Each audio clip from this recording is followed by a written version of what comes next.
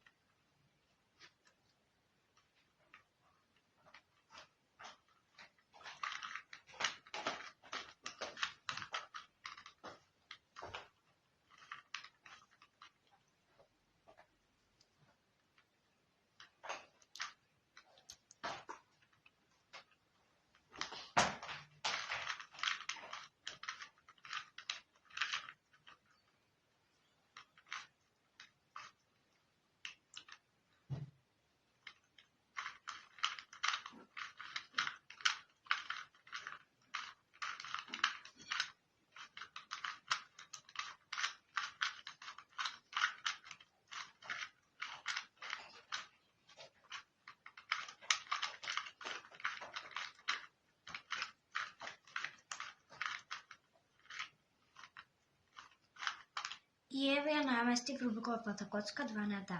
Ставете лайк и претплатете се и ве чекам во новото видео.